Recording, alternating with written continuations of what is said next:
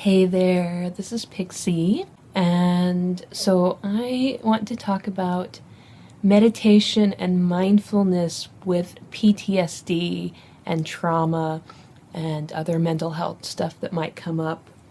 I started meditating when I was probably 14 or 15, and I'm 34 now, so it's been a while. I'm an experienced meditator. I've done many different types of meditation.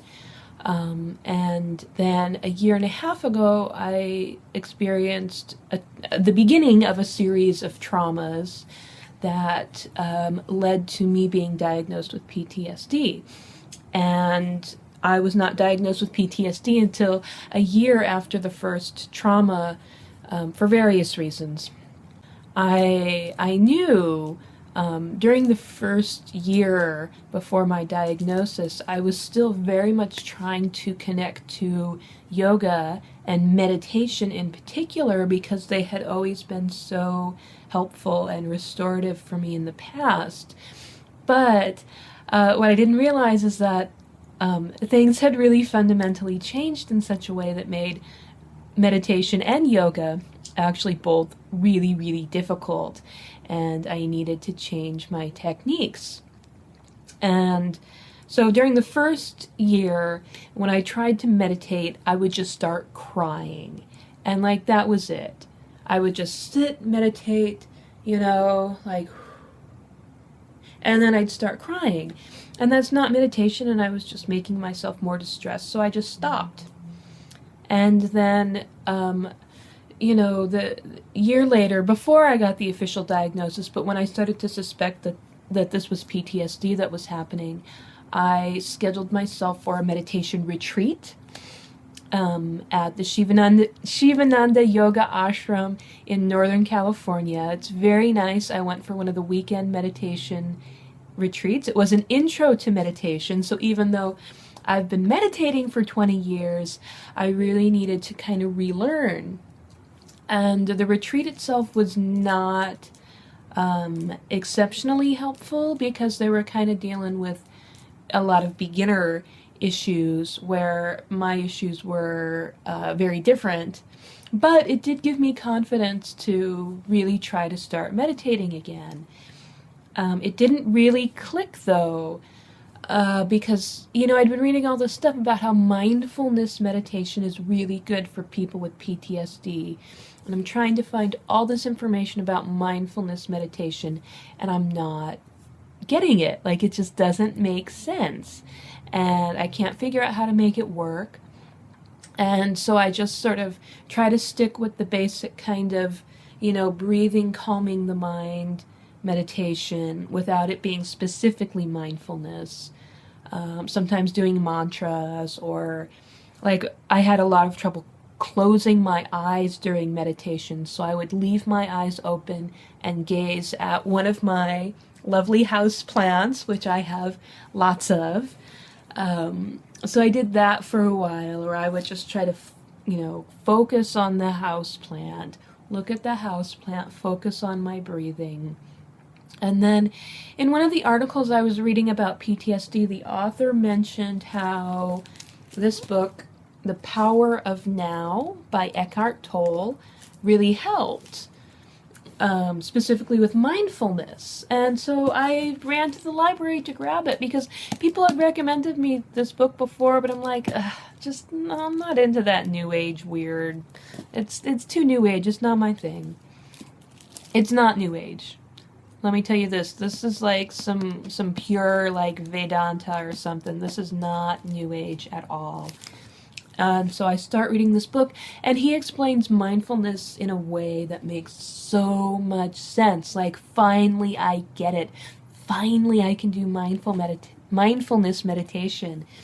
And how he explains it is that all of our experience and our presence and our awareness is on now and the present, but we end up with various types of intrusive thoughts and memories and anxieties and worries having to do with either the past or the future. Neither of these things are where we are now. We get all anxious and upset and distressed about the past, which is not happening now, or the future, which is also not happening now. And especially with PTSD, when you're dealing with, triggers and flashbacks where sometimes it feels like the past really is happening now and it's really difficult. And so we get these two things dropping into our now, our present. And so essentially what you have to do is remind yourself, just have a little dialogue with yourself about, okay, that happened in the past. That is not happening now.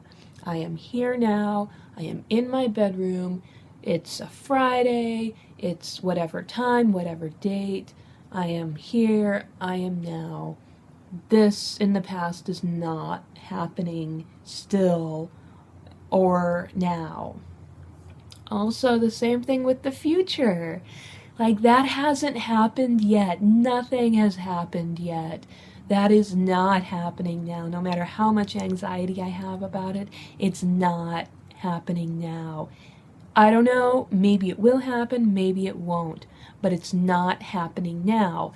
So both of these things, the things that are distressing me that I remember happening in the past, and things that are distressing me that I anticipate happening in the future, are separate and need to go back to their own departments and stay out of the now. Like, the past needs to stay in the past, the future needs to stay in the future.